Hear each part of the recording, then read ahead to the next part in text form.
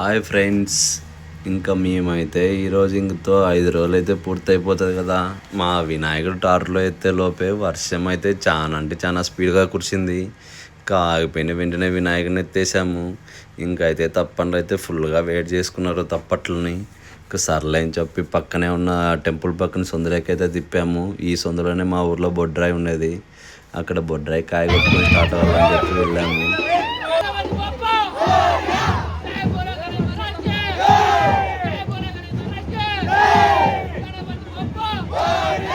ఇంకా మా మామ కూతురు అయితే రిబ్బన్ కట్టుకొని రోడ్లోకి దిగేసింది. కలర్ పూస్తే ఏడుస్తుంది.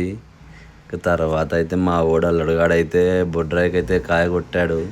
ఇంక కాయ కొట్టిన వెంటనే టాటర్ అయితే ముందుకైతే రమ్మని చెప్పాము. ఇంక కాయ కొట్టిన అయిపోయిన వెంటనే అక్కడ మా బొడ్రాయి దగ్గరే మా అల్లుడుగానోళ్ళు వినాయకుడు అయితే పెట్టారు కదా, ఆ వినాయకుని కానీ తీసుకొని వచ్చి మా వినాయకులే కలిపేస్తా అన్నారు. ఇంకా మా ఊర్లో అయితే ఇక్కడ ఫుల్ అంటే ఫుల్, ఒక పక్క వర్షము ఇంకో పక్క కలర్స్ భారీగా ఎంజాయ్ చేసాం ఫ్రెండ్స్. మా ఓడైతే అల్లుడుగానోళ్ళు వినాయకుని అయితే ఎత్తుకొని ఇంట్లో నుంచి వచ్చేసాడు. రాగానే అలా ఫోటో తీయన్నాడు, తీస్తేనే ఇలా వచ్చేసింది. ఇంకా లోపలైతే స్వామి దగ్గర పెట్టిన వెంటనే మేమైతే డప్పు సౌండ్కి భారీ అంటే భారీ వేస్తున్నాం ఫ్రెండ్స్.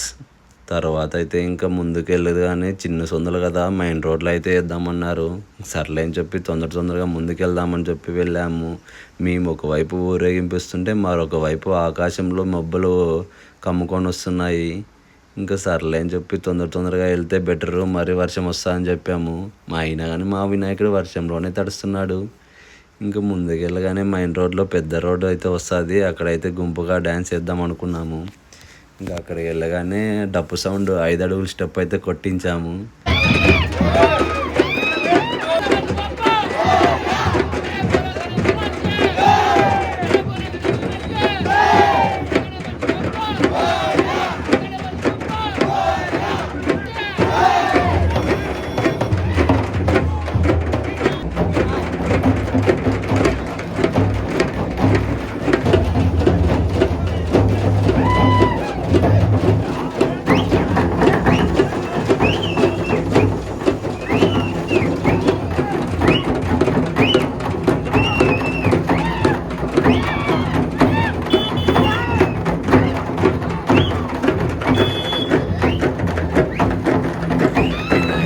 ఇంకా ఊరు బయటకు అయితే వెళ్ళాము.